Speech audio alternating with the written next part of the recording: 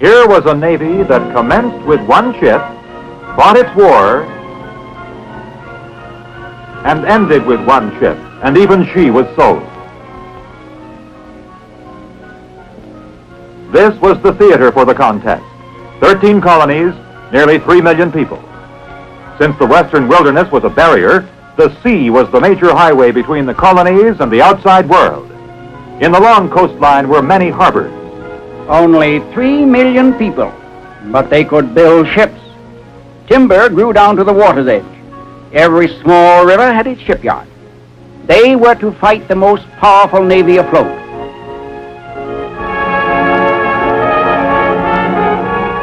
The ships of Great Britain, naval and merchant vessels, numbered in the thousands.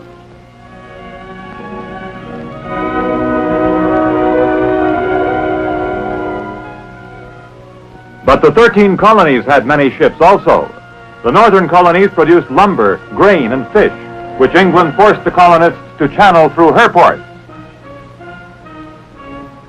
The Maine and New Hampshire forests grew large pines, which were the principal source of supply for the larger masts of the Royal Navy. The war cut off this supply. From the southern colonies came the prized tobacco and indigo. Before the war, American merchantmen made the sugar run. They swapped their lumber, fish, and grain in the West Indies for sugar and molasses, which were exchanged in England for woolens, hardware, and manufactured goods. Once at sea, any strange sail might prove an enemy. So most merchant ships of the colonies were armed with guns. Every foremost sailor had to reef, hand, and steer, and stand ready with pike or cutlass to repel boarders. So, in the year 1775, the American merchant seaman was better trained to fight at sea than the American farmer to fight on land. These were the adversaries, and these were the ships. Control of the sea helped decide the war. What spark set off the conflict? George III, after defeating the French at Quebec, found his empire greatly enlarged, but as a result of the war, he had a huge national debt. To administer this empire, protect it, and pay this debt, taxes were levied on the colonists without their consent. Accustomed to independence in most matters, the colonists objected. There followed the sugar tax, the Stamp Act, and revolt. British warships were surprised and burned. Boston had its Tea Party. So did Philadelphia, Annapolis, and Eatonton in North Carolina. It was the need for gunpowder that shaped the early course of the war. To seize the colonists' powder stored at Concord, the British, in April 1775, marched through Lexington to Concord Bridge. But Paul Revere rode ahead.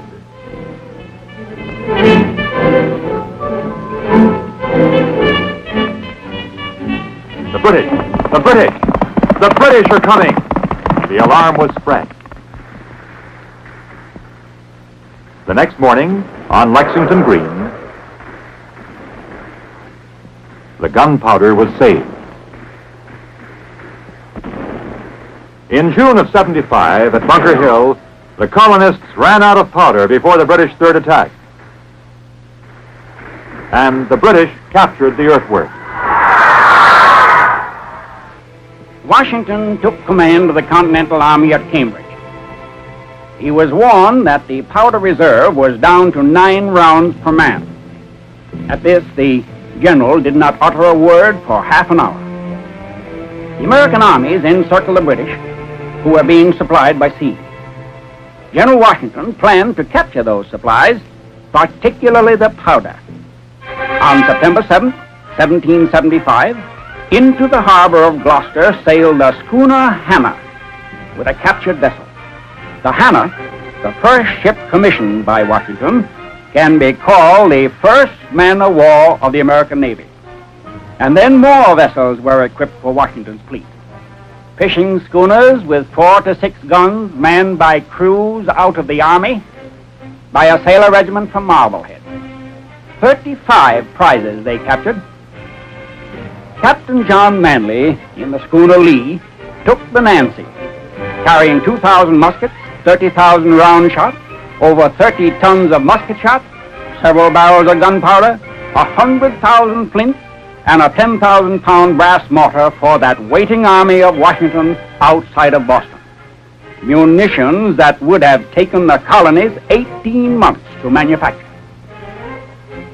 October 13th, 1775 was the birthday of the American Navy.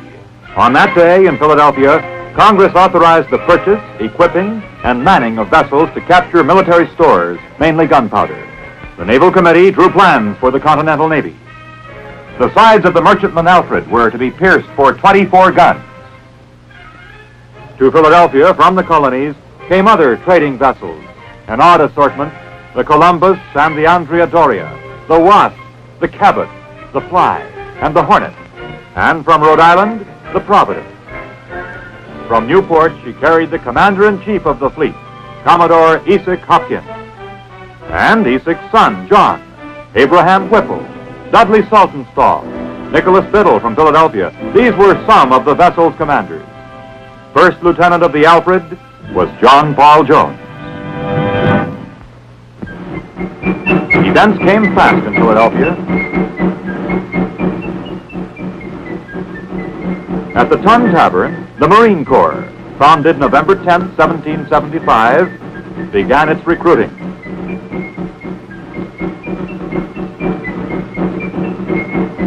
And other events moved forward that same fall. 2 Americans were on their way to take Quebec, General Montgomery by way of Montreal, and Colonel Arnold through Upper Maine. Well, in Philadelphia, early in 76, Commodore Hopkins at long last got his orders to go capture British ships and get some gunpowder too. If the enemy be not too superior in the Chesapeake, there to attack him. Or if unforeseen accident disable you, follow such course as your best judgment will suggest. A British force in Chesapeake Bay was too strong to handle.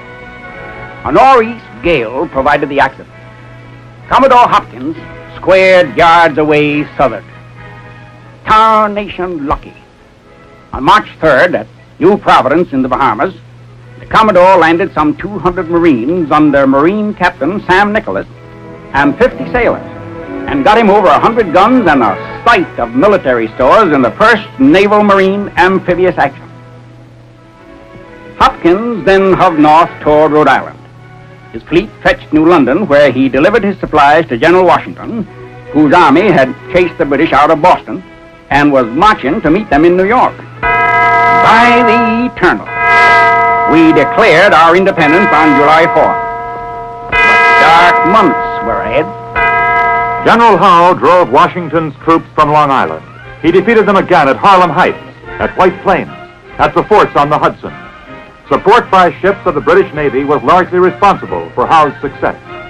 Washington was pushed across New Jersey into Pennsylvania, where the Delaware River protected him. From there, however, Washington struck back at Trenton and Princeton. Not all was downright bad, though. In the fighting of a war, the upshot grows out of little roots. Here was a Lake Navy, built and manned by the Army. On Lake Champlain were those roots. In 76, the British strategy was to split the rebellious colonies in 2. Troops could be more easily moved from Canada and New York City by water than by land. The American General Montgomery had been killed while storming Quebec, but Arnold retreated to Lake Champlain and built a fleet at Whitehall. The enemy was coming down that way. They had to be stopped on water. Could an army general build and command the fleet? A long, slim chance. But Arnold was an energetic cuss. He'd been to sea. His shipwrights he'd brought up from the seacoast towns had to work with green timber.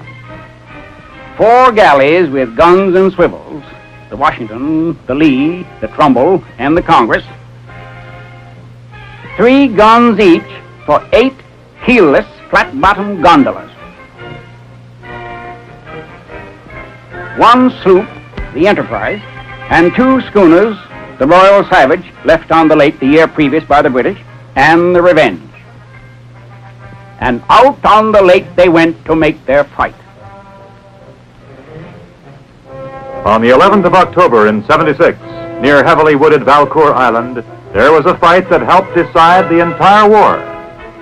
Carrying out their plan of invasion, the British came down from the north stronger than expected. Hidden behind the island, Arnold took station in a crescent line.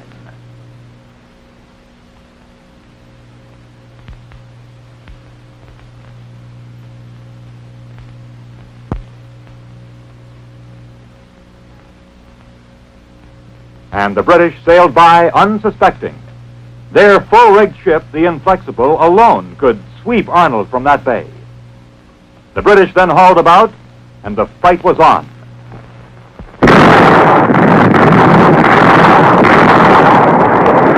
The Royal Savage went aground. The Americans tried to get her off and couldn't. The British took her, tried to get her off and couldn't. They burned her. The Americans were in trouble. The hustle of fitting out now showed up. Some of the balls did not match the gun. Green crews fumbled at their stations. Arnold, in the Congress, aimed the guns himself. The New York lost her officers. Spitfire's guns were knocked from their mounts.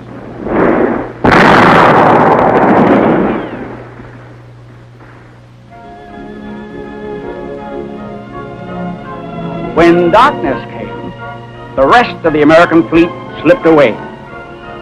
After 2 days' running fight, Arnold rammed his ships ashore, burned them, and escaped through the woods.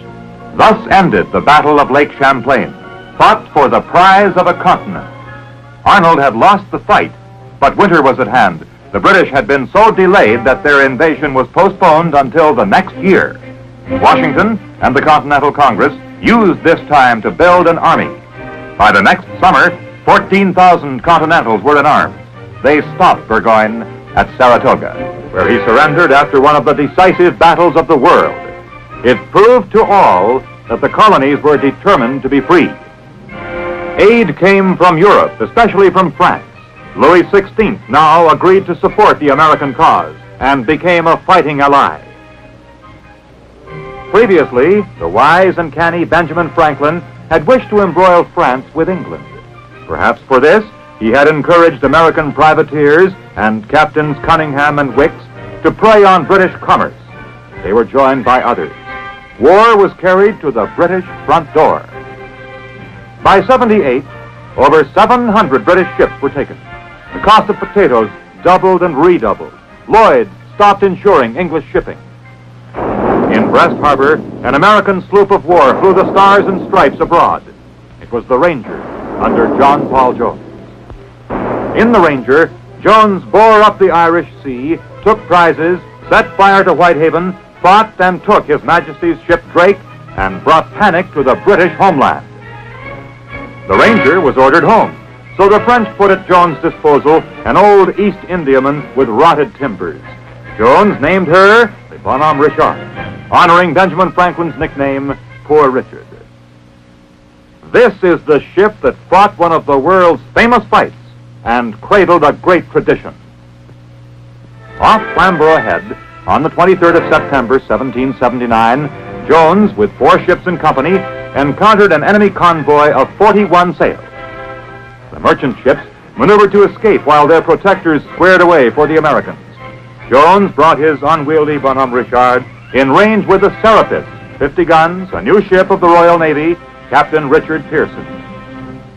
Aboard the Bonhomme Richard, firing her first broadside, 2 of the old 18-pounders exploded.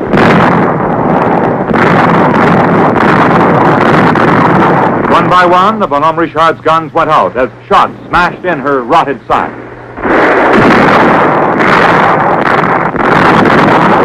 Only the 9-pounders on the quarterdeck kept alive, aimed at the enemy's rigging.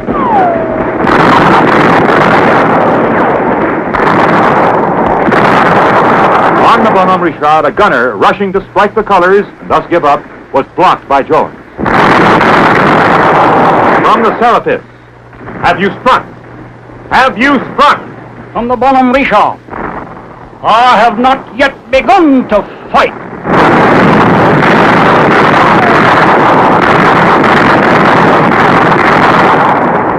Skeleton ship, fire near the magazine, fleets gaining fast, guns being abandoned. Prisoners released by the master-at-arms rushed up on deck and were met by Lieutenant Dale, who sent them to the pumps. Back to the shattered main deck went the gunners. Overside went the mainmast of the Serapis. There was fight left even on the tops of the Bonhomme Richard.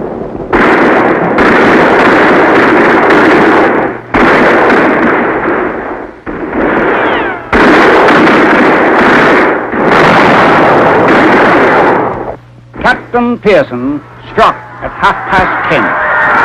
So fought the indomitable little American, John Paul Jones, a true captain of an infant navy. Meanwhile, in America, the war went on. General Howe, instead of joining Burgoyne in 77, attacked Philadelphia. Washington tried to stop the British Army at the Battle of Brandywine and to halt the British fleet by forts in the Delaware. But Howe took Philadelphia and settled down comfortably, while Washington encamped outside the city during the bitter winter at Valley Forge. The French recognized the American cause in 1778, February 6th. The next summer, the British, now under General Clinton, headed back to New York. Why? He had heard that the powerful French fleet under Admiral d'Estaing was bound for America. At Philadelphia, he would be bottled up. Washington nearly defeated Clinton at Monmouth, but could not block him from New York. In July, Admiral d'Estaing, with his French fleet, arrived off New York. But d'Estaing was too cautious to cross the bar at Sandy Hook. He later lay siege to Newport and then tried to take Savannah. Both failures. In July 1780, General Rochambeau and 5,000 French troops landed in Newport with 7 ships of the line. On the 21st of May, 1781, Washington called General Rochambeau for a council of war at Wethersfield, Connecticut. Said General Washington, "Naval superiority is the pivot upon which everything turns." All plans for his army were based on the support of French sea power. In 1780 and 1781, the British land forces under Cornwallis had concentrated on the reduction of the southern states. After an unsuccessful campaign in the Carolinas, Cornwallis had withdrawn to Virginia and, harassed by Wayne and Lafayette, had entrenched at Yorktown. So in 1781, Washington's dream of a combined operation was realized. In a master plan of grand strategy, Cornwallis was to be attacked by land and by sea. On land, Rochambeau joined Washington above New York, and the Allied armies moved south to besiege Cornwallis at Yorktown. The French Admiral de Grasse sailed from Haiti for the Chesapeake. At the same time, Admiral Hood led the British fleet from Antigua. With their copper bottoms, the British ships were faster. Finding no enemy in the Chesapeake, they went on to New York. In New York Bay, Hood joined Admiral Graves, who took command. They returned to relieve Cornwallis and found the French waiting for them inside the entrance of the bay. The outnumbered British missed their golden chance. They did not fall on the French van as it emerged. The fleets closed to fight ship to ship. the British made the tactical mistake of coming into battle successively instead of all at once. Night broke off the action. The next day, the two fleets were becalmed, but 2 days later, the French took advantage of a favorable wind and sailed northward for the Chesapeake, 100 miles away. There, the fleet of de Barras joined them from Newport. For the moment, the Allies had control of the sea. Confronted by a combined French fleet, the outnumbered British retired to New York. They had lost control of the sea. Cornwallis, cut off by water and by land, surrendered the 19th of October, 1781. It was the last great battle of the war. By now, Britain's finances were getting low. Her shipping and trade were badly injured. Strong enemies faced her in Europe. Her merchants were crying for peace. In 1783, the Peace of Paris was signed. The war was over. The colonies were free. And a great nation was born. After the Revolution, the little American Navy dwindled to one ship, the Alliance. Later, even she was sold. But the Navy had proved the value of power on the sea. The Navy and the Merchant Marine had kept the struggling American Army supplied with munitions. The Navy's raids on British commerce by John Paul Jones and other valiant captains had brought home the war to Great Britain and had created a strong desire for peace. New Providence and Yorktown had proved the great value of combined operations by Army and Navy toward a common objective.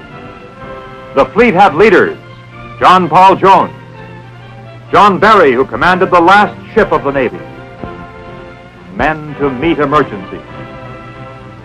But they and the great Washington were to pass from the sea. A time of peace, but not for long.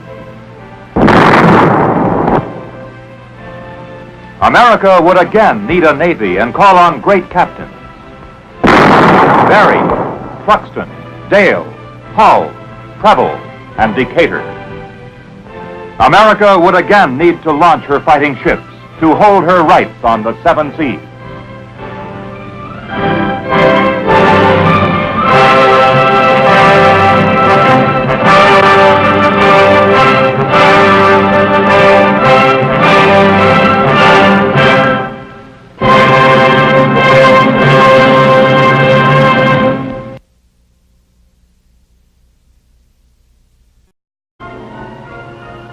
And ended with one ship, and even she was sold.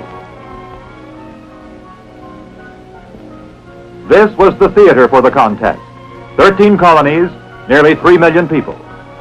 Since the western wilderness was a barrier, the sea was the major highway between the colonies and the outside world. In the long coastline were many harbors. Only 3 million people, but they could build ships. Timber grew down to the water's edge. Every small river had its shipyard. They were to fight the most powerful navy afloat.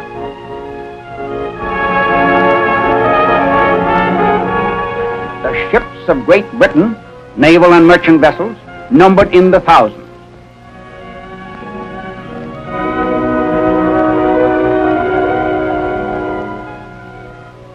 But the 13 colonies had many ships also. The northern colonies produced lumber, grain, and fish, which England forced the colonists to channel through her ports. The Maine and New Hampshire forests grew large pines, which were the principal source of supply for the larger masts of the Royal Navy. The war cut off this supply. From the southern colonies came the prized tobacco and indigo. Before the war, American merchantmen made the sugar run. They swapped their lumber, fish, and grain in the West Indies for sugar and molasses, which were exchanged in England for woolens, hardware, and manufactured goods. Once at sea, any strange sail might prove an enemy. So most merchant ships of the colonies were armed with guns. Every foremost sailor had to reef, hand, and steer, and stand ready with pike or cutlass to repel boarders.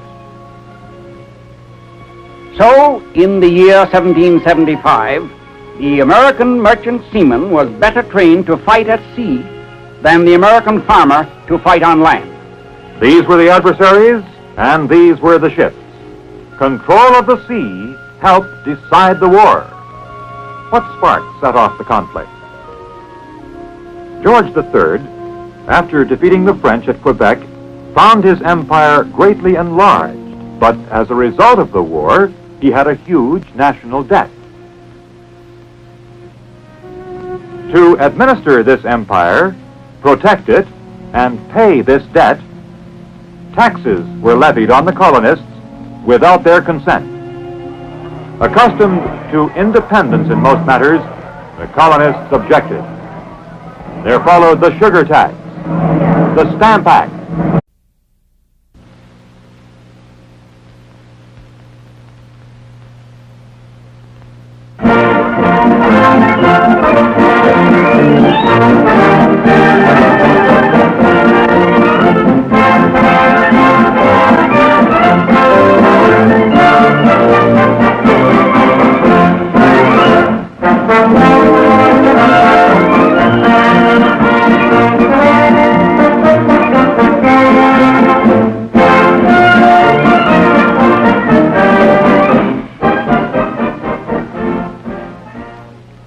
Here was a navy that commenced with one ship, fought its war,